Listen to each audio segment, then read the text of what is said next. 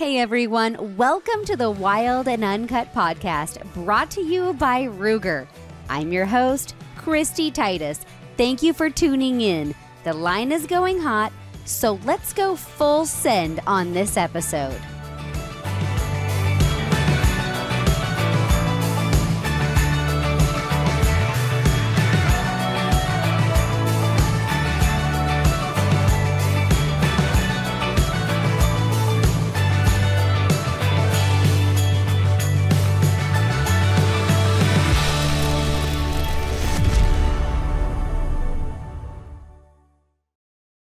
In a world where rugged and reliable matters, Ruger stands strong. Celebrating 75 years of American-made craftsmanship, Ruger continues to set the standard for excellence in firearms. From the iconic 1022 to the American rifle and beyond, each firearm embodies precision engineering and our deep-rooted traditions. Join us in honoring a legacy built on strength, innovation, and the American spirit. Hey everybody, thank you for tuning into this episode of the Wild and Uncut podcast. I am your host, Kristy Titus, and we're here at the Ruger Marlin booth at the 2024 NRA convention, and I'm with Trevor Baucom. Is that how I say your last name, Baucom? Yep. Baucom. It works both ways. I did it right. Yeah. I'm so impressed with myself. So you've been on the Ruger shooting team for how long, Trevor? I think 2019. Yeah, so 5 years now. Okay, so I was 2017 when I came on. So you and I are like the lengthy legends. Yeah, we're close. Yeah. I just called myself a legend. How full? Yeah, that's what Everybody it is. at home's laughing. Nah, that's what it is. So tell everybody, how did you get involved in shooting? Well, so I kind of fell into it. I had my helicopter crash in Afghanistan. I was doing outpatient rehab, and the place was right next to Jim Scott and Shooting USA studio, and just a chance meeting with Jim turned into an introduction with Paul, and then I decided to go ahead and bring me onto the team and try to get people with disabilities into the shooting sports, and been with Paul ever since, first at Smith and now here at Ruger, and that's kind of just it's been what we do. Yeah. And how many matches a year are you shooting? Here lately I only shoot about 4 matches a year. Okay. It's just a lot. Yeah. Getting all the stuff going. And then I run my event. I don't shoot my event, but I do all the work putting it together. So tell everybody, what is your event? All right, so my event, it's the Adaptive Defensive Shooting Summit. Okay. And it's a multi-day event. We do it at the 6 Hour Academy. And it's for anybody with disabilities. I mean, anybody. When we started doing it, we said we never turn anybody away. We just figured out a way to do it safely. And so we have blind people that come out and shoot. I mean, dogs walking them up, or they're tapping with the cane up. Amputees, you name the disability, we find a way to get people out. And we get people of all skill levels come out. We've got people that shoot matches regularly. And last year we had a lady that had never touched a firearm in her life. She shot. Yep, she just recently ended up in a chair. And she'd had somebody try to assault her.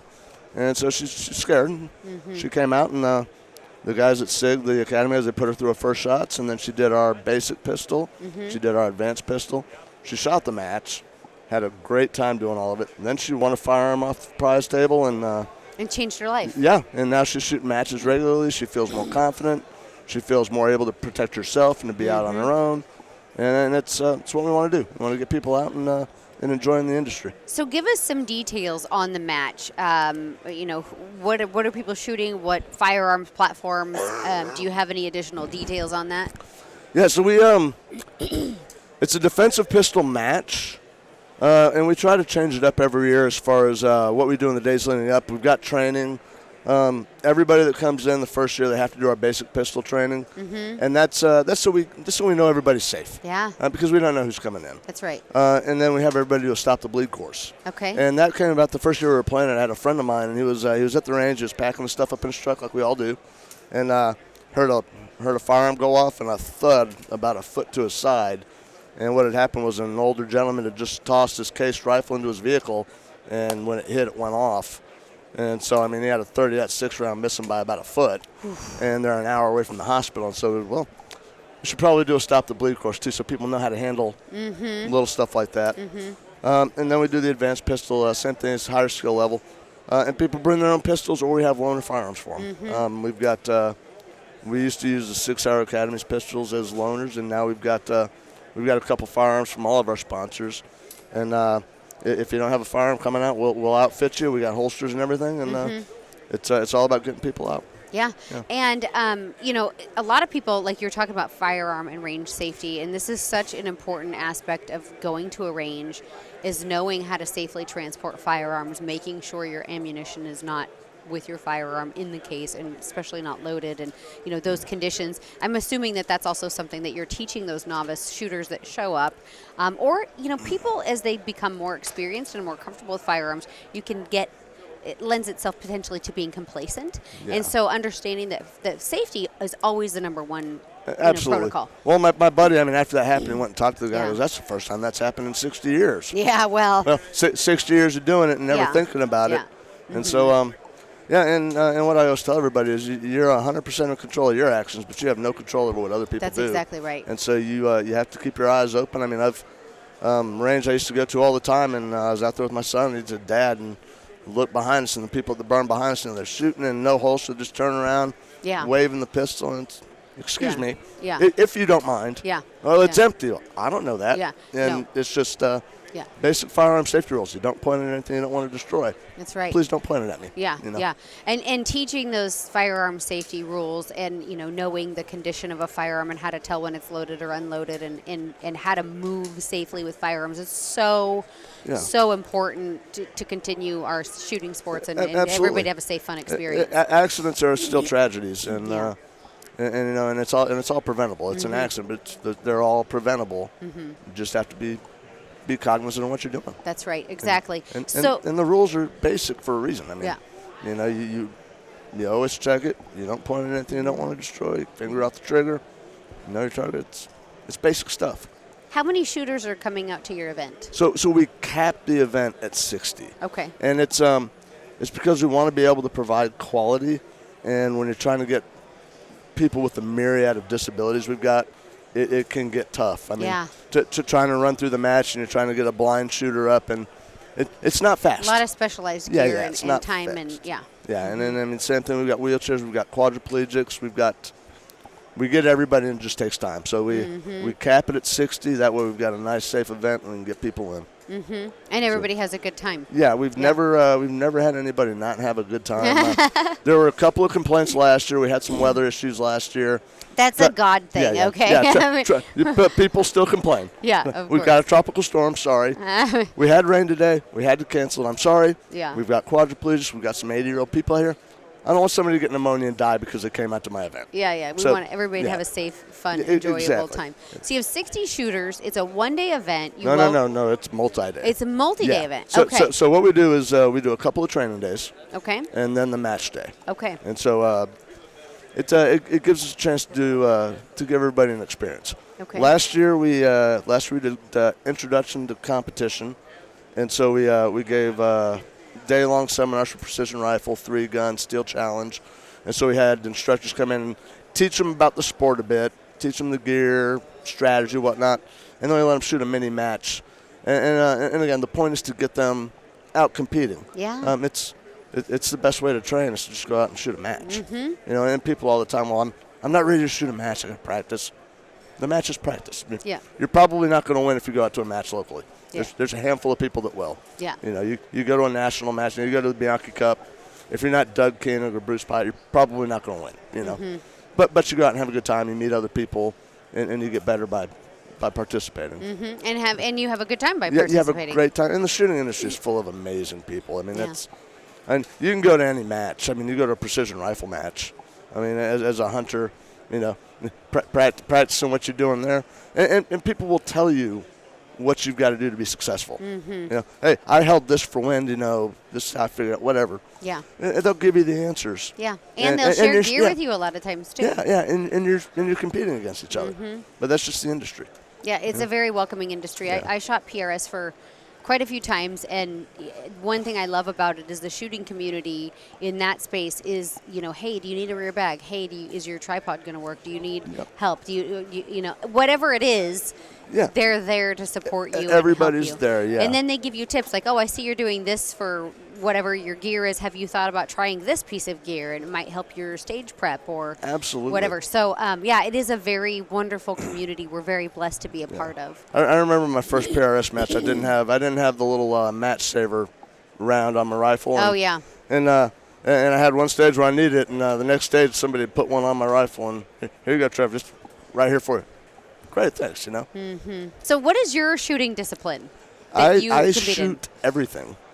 I shoot, typically what I do in a year, I do the NRA Annual Meeting. Yeah. I go to Bianchi Cup, which is next week. Yeah, that Doug's competing in that. Yep. Are you competing in that? Not this year. I'm having to pull out for some medical stuff this year. But typically I'll shoot the Bianchi Cup. I'll leave that Friday morning. I'll shoot Friday morning, and I'll leave that. And I'll go shoot a precision rifle match in Jackson, Tennessee at K&M Precision. And then I go home. So you're shooting the Ruger Precision rifle? Yep, Ruger Precision in 6.5 is my jam. And I've got so why aren't you shooting 6mm? I just haven't got the 6 yet. Okay. Yeah. Because I was like, you're still shooting 6.5. Yep. I made the switch to 6mm. I was just curious if you had like a reasoning. Nope, just haven't gotten it yet. Okay. So once I get it, I will switch to it. Okay. So are you shooting the custom comp RPR then? No, I'm actually shooting the stock production model, not even the custom shop one. Okay. Yep. Okay, so you're shooting that in 6.5, like the OG. Yep, the OG Ruger Precision. And you know what? I hit the same targets that people do with the custom guns. That's exactly right. They shoot well. Yeah, they do shoot well, and I have a bunch of them. They're fantastic rifles. Yeah. I've got the 300 Win Mag. I haven't taken it out yet. Well, that one's gonna be it's a lot. It's not going to be as nice and enjoyable to shoot as a 6.5 Creedmoor. and it's not a competition gun. That's a go out and stretch it out and see what you can do. That's how Trevor wanted that gun. Yes, exactly. That's exactly. So you do Bianchi, you do a PRS match, and then so after I shoot the PRS match, I go home, turn around, and grab the 3-gun stuff, and I go up to Hornady and shoot the zombie match. That's my usual circuit. That's my usual summer circuit. And then I don't shoot another match until the fall, and I'll shoot the gap grind out at K&M Precision, which if you like precision rifle, that's the match to go to. It's a true pro-am. Yeah. So every pro has an amateur that's either never shot a match or has only shot a couple. Yeah. It's Shannon and Kay out at K&M. They've got an amazing facility, and they put on absolutely top shelf matches. They're challenging, but it's not so challenging that a beginner can't be successful. Yeah. And the gap grind is a one of a kind match. That's perfect. And all the pros will step in and help all the amateurs, and it's all about just helping people be better and growing the sport. I haven't shot that particular match yet. I did shoot the Hornady Zombie match, not last year but the year before, and I just went for fun. And I had a blast. Yes. It was an absolute riot. They do it well up there, too. They put on a very fun match, and it's all the matches that I shoot, I go to them for the people that are there. Because I've got the flexibility to go and shoot wherever I want to shoot. Yeah. I shoot those just for the people. Yes, exactly, and you've got some of the best people. I mean, Bianchi, you've got a bunch of Aussies that come in. It's a true international match. Yeah. And we have fun there. Yeah. I mean, we married a couple in the lobby of the Holiday Inn at the Bianchi Cup. That sounds so romantic. It was fun. we were at the bar. Yeah. Because that's where this stuff happens. Well, I want to know who would be like, hey, by the way, I'm qualified to do this at the Holiday Inn right now. So we have one of our fellow shooters is a preacher. He's ordained. He's like, I'm going to do this right now. You want to do it? Let's do it. Well, so they came into the bar, and she was wearing her tiara. And one of the Aussies, what are you wearing that for? I said, we're getting married tomorrow. He goes, oh, bull. You're getting married tomorrow. You're getting married right now. That's so funny. In the lobby of the Holiday Inn. It's probably more memorable than their wedding would have been. I'm sure, 100%. And a bunch of drunk Aussies and a smattering of Americans. And that is awesome. And just a good time. But it's just a great group of people. And that's I love that. I love that match for that.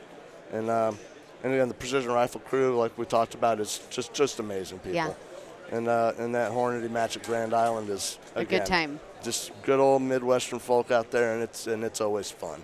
The NRL Hunter, they have a really cool program too, which it doesn't sound like. Have you shot a hunter match before? I have not shot a hunter match. I want to. It's a matter of just making it work. So the NRL Hunter is really cool because if you've never shot a match before, they are so gracious. Travis, the guy that has founded that particular shooting series, he has a trailer set up, and if you've never shot a match, they will provide a firearm, the ballistic data, the ammo, all of your gear, all your kit, everything you need to compete in that match. And you can actually do it like as an audit. And so the ROs at each stage will help walk you on targets, help you, kind of coach you. Hey, some of the other shooters have done this or that. You could even have, like, if you have somebody that wants to compete or has competed, they can go shoot the stage for a score and then coach you through as a novice and then help you, learn how to shoot those matches. And that's a really cool program for people that, hey, before I go buy a bunch of gear, let me go try this out and see if I have a good time. And that's just meant to get people in. That's right. And that's what we need more of. Yeah. The more welcoming that the industry is. And I try to do the same thing, for matches for people with disabilities. Mm-hmm. It doesn't take much to make your match to where anybody can come out. Yeah. And if you can make it that way without taking away the quality or the fun of it. Yeah. And the more people you get out, the more match fees, the more gear you're selling, and the more you grow in the sport. And we all want to preserve the Second Amendment. And the way you do that is by getting people invested in it. And you do that by getting them out and competing. Yeah. And then you've got people that will fight for something. Yeah, it gives them something to fight for. Exactly. Yeah. They want to take rifles. Well, I don't shoot rifles, so I'm not worried about that. But, everybody gets involved, everybody gets invested, and everybody works together. Well, and I think a lot of the shooting sports, for somebody who's never fired a firearm or shot a firearm, it can be a little intimidating. Absolutely. And so there's this intimidation factor, and once you get a firearm in your hands and you learn safe, responsible firearms use and gun ownership, then it's a lot easier to then say, okay, now I can take these basic fundamentals and remove this fear factor and learn that it's actually super, super fun. Yeah. Well, that's what I was saying earlier. My cousin, he's shot all his life. And he's, I was thinking of trying this match, but I got to practice. I was like, you don't need to practice. It's an go. It's an IDPA match. Go have fun. You're not going to win. Go have fun and learn. And nobody cares. Yeah. And he went and he called me that night. And he goes, I had so much fun. Yeah. I can't wait to go back next week and do that. And they've got a week to match on this night, and I'm going to do that. It's, and again, that's how you practice. You go do. Yeah, and nobody cares if you're good or not. You just go and have a good time. Yeah, you're not going to finish last probably, and if you do, it doesn't matter. People will still help you get better, and it's the best way. Yeah. And that's exactly what's great about this sport is it's so empowering. Like the sport lends itself to helping each other and being a community. And if you take one competitive shooter, they're always coaching another competitor or a new shooter. It just, we surround ourselves around each other and we help. We share gear. It's tips, tactics, techniques. Well, and Abby was, we were talking with Abby the other day in our team meeting, and she just recently put up a, and she just got an 11-year-old girl at an event and getting them shooting and get the kids involved. Yeah. It's easy. Well, Randy Rogers started shooting and competing at like 12. Oh, yeah. Well, her grandfather's amazing. And he's kind of a legend. Yeah. Kind of a little bit. Just a little bit of a legend. He and his wife used to drive all the way to Rockcastle in Kentucky for an I've event. shot Rockcastle once. Yeah, they came out. I used to do an event there for Honored American Veterans of Field. And they would come out and they would run a cowboy action stage for me every year. That's awesome. Just the nicest people you'll ever meet. And you were talking about doing something with my girlfriend, Ashley Lundvall. What are you doing with Ashley? So Ashley, I met Ashley, trying to get Ashley to come out actually to my event for people with disabilities. Yeah. Because she does the same thing. She's always working on outreach and getting people in. She works the hunting side a lot, and she's trying to get people out hunting. And it's just a collaborative effort. It's always trying to get people involved. And love to get her out to my event. I like to get a woman's perspective on the riding side of it because it helps me make a better event. Yeah. Because, again, I want it to be inclusive. I want to get as many people out as we can and just grow it. Ashley wrote a book called A Redefined Life because she was, don't quote me, but she was around 16 to 18 when she had her accident. Yeah, she was 16, fell on a pitchfork. She fell on a pitchfork when she was in Wyoming and paralyzed obviously ended up paralyzed. Yeah. And she had to redefine her life. And she writes this incredible book. And if there's any of you that want some inspiration in life from an absolutely remarkable human, like, I recommend reading her book. It's incredible. It is a great book. She gave it to me. She gave it to me several years ago. Yeah. And it is great. And it's similar to, I mean, even if you're not in a wheelchair, everybody has something happen in life that you have to overcome. That's right. And it's just a great story, and she's an amazing person. She is. Yeah. And we went elk hunting, and it was so impressive. She showed up by herself with her car and her track chair, and that woman could load her own trailer on her car. She could load her track chair. She could offload her track chair. She could do everything. Like, it was. She has her system. She has a system. She's driving. She's like, I'm taking my elk back to Wyoming. Peace out. Yep. I mean, like, it was. I don't need help. I got this. She is an incredible lady. In the heart of the wilderness, every step counts. No matter where or what you're hunting, OnX Hunt Elite has you covered in the U.S. and Canada with offline capability, land ownership, 3D mapping, and you can even access specialty courses, hunt research tools, and elite-specific features. No matter where you pursue the wild, adventure is assured when you upgrade to Elite for the ultimate hunting experience. There are a lot of Americans that understand the value of hunting, but we all know that right now, national support of hunting is extremely volatile. It seems that with every passing day, our voice is diminished and the court of public opinion is not effectively hearing our side. We need advocates working on our behalf in Washington, D.C. to defend our freedom to hunt. And thankfully, when we need it the most, we have that advocate in Safari Club International. SCI's world headquarters are located in Washington, D.C., just blocks from the United States Capitol, which means that SCI is on the ground with our congressional leaders and federal agencies on our behalf, on behalf of the hunting community. SCI has an active political presence in all 50 states through their extensive chapter network and government affairs staff. If you have ever wondered why you should be a member of SCI, you shouldn't wonder anymore. Join us in the fight to defend hunting. Go to safariclub.org to learn more.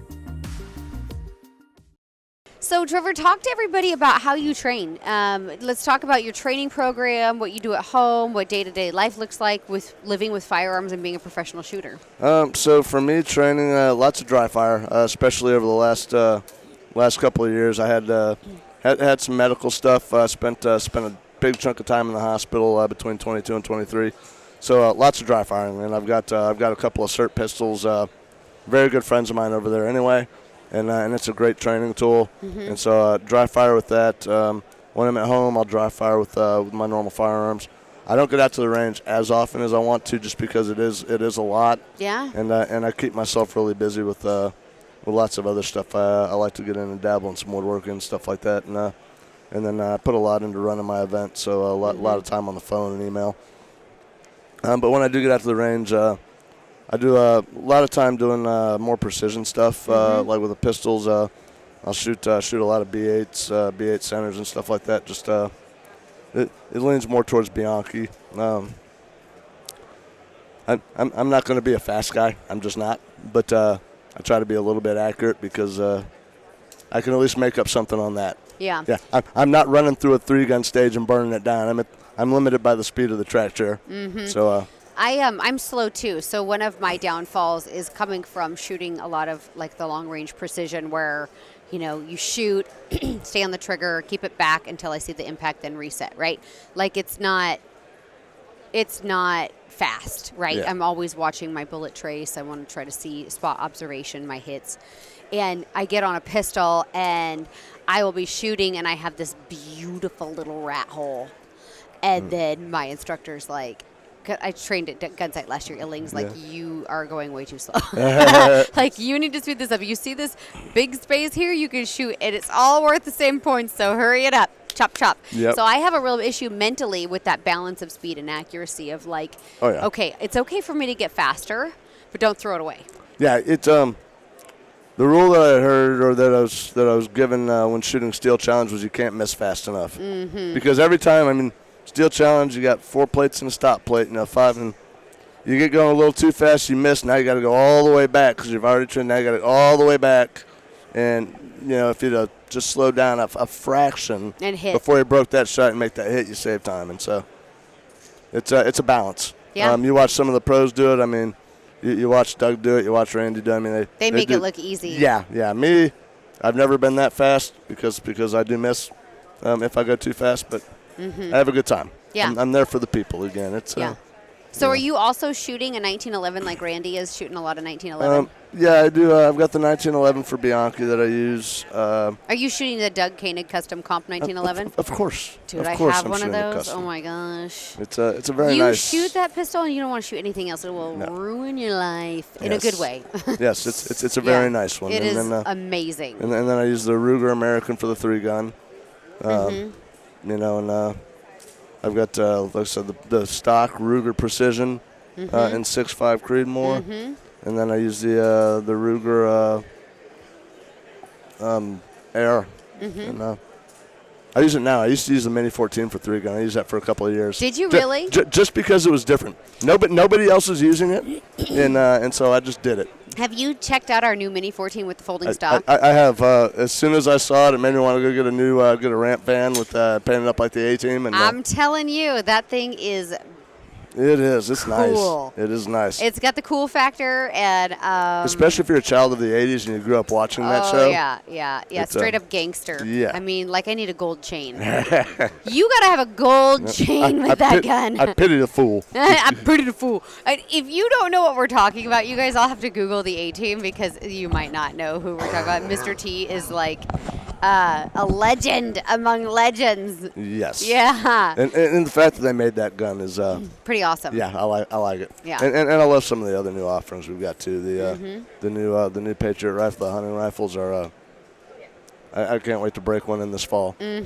See if we can't get after some whitetail. Yeah. Do you do some big game hunting then? I do a little bit. Yeah, I do a little bit. I would love to do more. Yeah.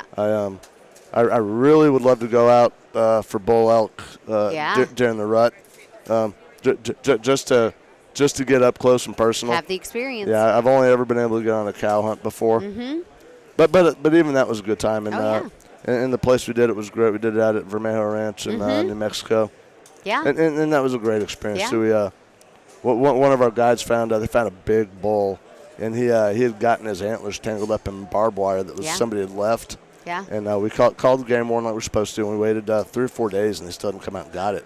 And so the guys, the ranch hands, went out and lassoed the elk and got them untangled. Had to do some. Seriously? Well, they had to take a sawzall to the antlers, but they got him free. I mean, he was starving to death where he was, and so once he weakened, they were probably able to handle him a little bit. Yeah, better. it took a bit, but I mean, it brought the horse. They roped him down, and it was just cool to see. That is pretty remarkable. That's a great group of guys that work there. Yeah. And I mean, you got to take care of the wildlife. I mean, it's a resource, and we all want to be able to hunt it, but you gotta take care of it if you want to be able to have it. That's exactly it. Yeah. That's right. Yeah. So have you shot any of the Americans yet? The new Gen 2s? I have not shot the Gen 2 yet. That's what I'm looking at getting though.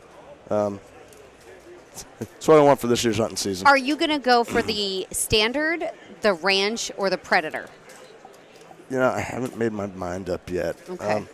I want to get after the elk with it. So get it in 7 PRC. Yeah, maybe. Maybe it. Uh-huh. Hornady's got that 6.5 that they say will work on the big game. PRC. I've shot plenty of elk with the 6.5 PRC. Well, not the PRC. They got the small one, but I think the PRC would be the best. Yeah. PRC. The 6.5 PRC is great on elk. 7 PRC is great on elk. There was a 300 Win Mag neck down for the 6.5 PRC. Yeah, I think so. Yeah. Okay. But yeah, something along those lines. I just need one rifle that I could take for everything. Yeah, You know, no, that's great. I have the 6.5 Creedmoor in the standard, and the short barrel really lends itself to putting a muzzle brake on, and that's what that gun's built for. So I went and I'm ordering for this year's hunting season the 7 PRC in the Predator version. Yeah, it's got a little longer barrel. Yeah, and I'm super stoked. Those rifles are great looking rifles. Ruger and you hunt out west a lot too, so you need that extra. I want the speed. Yeah. I like the speed. Yeah. And I can still throw a can on it, right? Yeah. Nice and quiet. Yeah, quiet it up. Quieter. Yeah. Well, I mean, I have a great hearing protection sponsor, Tetra Hearing, and so I don't notice it anyway. Like they're all custom shields, and I pop them in my ears, and you're good to go. I'm good to go. It's great. Yeah. But the big game hunting is a lot of fun, and I still go. I still go out to the Midwest and hunt whitetail, primarily with a bow, but I also gun hunt. For whitetail as well. I've got lots of whitetail now because I'm in South Texas, and so it's mostly whitetail. We got the game ranches around, but that's. So are you a hog hunter then? Not really. Yeah. I have done. I almost got one at the house a couple of months back, and thankfully I didn't because it turned out to be some kid's FFA project. They got it. Yeah. All I saw was a pig walking through the woods behind my house, and I said, "Oh!" And then I noticed the tag. So all right, let's not take that one. Let's not do that. Some kids missing pork chop. Some kid's been working their butt off on this. And exactly. Yeah, exactly. It was funny seeing. I've got a little wiener dog though, and the wiener dog wanted to get after that pig so bad. Oh man, those wiener dogs are really good hunters. She is a terrific hunter. Yeah. My last house, I've got the wiener dog and the Malinois, and the wiener dog would go into the shed and chase the rabbits out. The Malinois would chase them down, and then the wiener dog would go take over the kill. That is so funny. Yeah. The Malinois treats him like a toy almost. Like as soon as it stops moving, she's done with it. Yeah. My Ridgeback is the same way. The wiener dog wants to guard the kill, and that's dinner. Yeah, that's funny. So I have this tiny toy Australian Shepherd, and she's like 7 months old right now. And we were out at my ranch the other night, and she has a mouse. And I'm like, oh, gosh, she found something dead. Like, ugh, this is disgusting. So I go confiscate the mouse from her. And we go to my 100-yard line. I'm getting ready to shoot, so I hang targets. And next thing I know, she has another mouse. And I'm like, what the heck? Well, she's catching them. And she is so small and fast. I should have called her Long Legs Louise because she's like 8 pounds of like legs. That's it. She's tiny. But she is so fast. And then she'll follow these mice into their little holes, and you can see her. She'll just like burrow it out and shove her tiny head in there. Come right out. Oh my gosh. It's unbelievable that little tiny dog catches mice. Oh, absolutely. The wiener dog, we used to get rats too over at the last place. Her and the cat. Yeah. They would both get them, and it's insane how much they love to hunt. That's just the breed, though. Yeah. Well, mine will chase birds too, and cows, and she's so funny. We were horseback riding or mule riding the other day, and I had her in her backpack on the mule, and we saw these cows. We got on this herd of cattle, and she came unglued. Like she wants to be on the ground chasing them. It's like an instinct in them. It's totally crazy. Yeah. Absolutely. The wiener dog runs the house. It's funny. We've got the Malin, and we've got an old bloodhound, and the wiener dog will walk up to the big dogs. We've got a little got it at Costco, a little dog love seat, little short. And one of the big dogs will be up there. The wiener dog will walk up and just growl at them until they move. They move. And then they get up and we don't want any trouble. The wiener dog's going to take us down. Yep, she runs the house. The Malinois does not realize his prey drive ability. She runs the house until she hears thunder, and then she goes and hides. Yeah. Terrified of storms. They all have something like that, one little tick. Like my little dog is terrified of the vacuum, but she'll tackle the lawnmower. I'm like, really? Like, what's the difference? Yeah. Like, you're going to take on the lawnmower. That's the vacuum. The Malinois goes after all the power tools. Yeah. And it's kind of lawnmower, vacuum, whatever. That's so funny. Yeah, it's great. Oh, do you take your dogs hunting with you? No. I tried hunting with my Ridgeback, but he is not a good hunter. He is a mama dog, but he did save me one time from a grizzly bear charge. I used to take him when he was younger, and then he saved me from a moose charge. But his hunting ability is less than ideal. Like he's not really into hunting. Like he wants to be with me. He wants to protect me, and that's really it, right? But the little dog, I'm actually starting a tracking nose work class with her next week. Oh, wow. That'll be cool. So I want to see if she'll do blood trailing because she really loves to hunt, and she's really good at, she likes finding dead things and I'm like, well, that's exactly what you need. We're going to try it, and she'll either do it or she won't. And either way, it's a way for her to like expel tiny dog energy. So we're going to try it. I thought the Ridgebacks were bred for lion hunting in Africa. They're bay dogs. So anything that moves, he'll chase, and then like his desire is to like bite it in the butt and turn it around and like control it visually.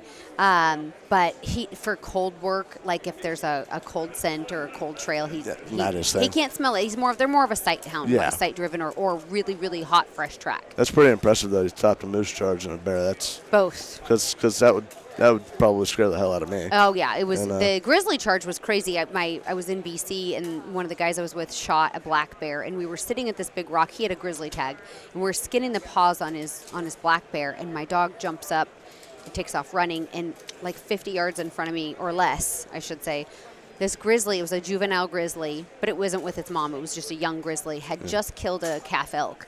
And it was coming down the trail. We were on the game trail, and it was like ready to go over the top of me, like just a couple of seconds from running over me, not attacking me, but I mean, can you imagine having a grizzly bear run over the top of you? Yeah, no. Terrifying. And he jumped up and barked, and the grizzly turned and ran the opposite direction. And I mean, I stood up and dropped my knife. Like I was like, visually, I could not believe what I was seeing. Like, it was crazy. And like the one good thing he did in life is like, that's it. You saved my life once in a way, in my mind, like who knows what they I have a special love for you now that will never go away. Yeah. Everybody says you're worthless, but I like, okay, you prove your worth that day. Yep. And then another day we were going down the trail, and I had 16 horses behind me. We were taking them to graze, and I was the front horse. And a moose had lost her calf there was a really high water in the spring, and she'd lost her calf, and she was absolutely frantic running, looking for that calf, and she would run at my horse, and the dogs would turn her the opposite direction, barking at her, and then she'd run at my horse, and the dogs would turn her, and they kept her in a safe direction where I didn't get trampled, because I thought, if I go off this horse, I'm going to have 16 horses go over the top of me, and it's not going to be good, No.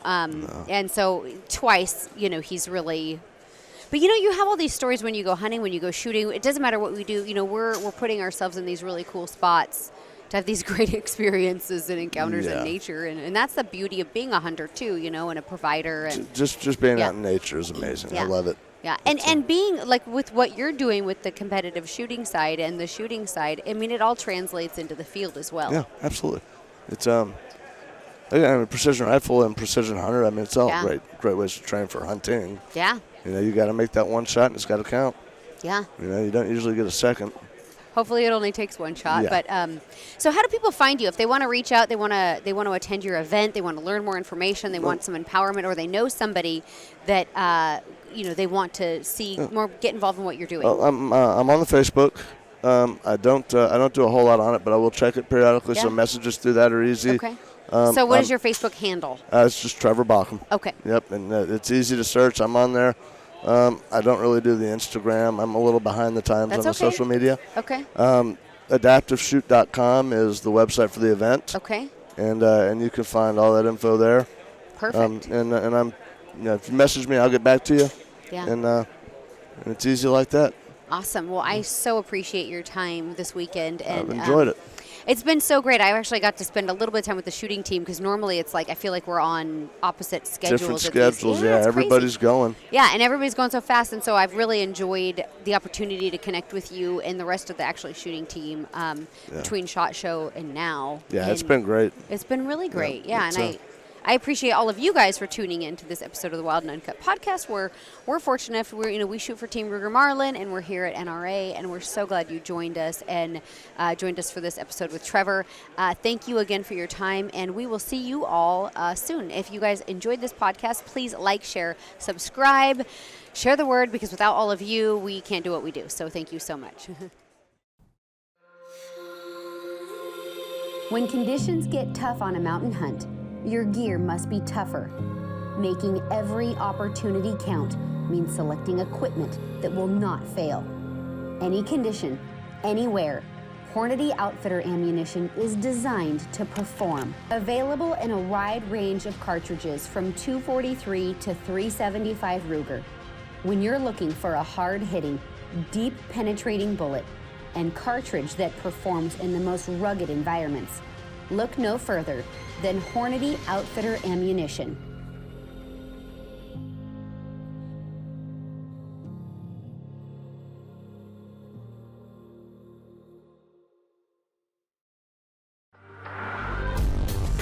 Thank you for listening to the Wild and Uncut podcast. If you would like to hear more, be sure to subscribe to my Pursue the Wild digital series on YouTube and follow me at Kristy Titus on Facebook and Instagram.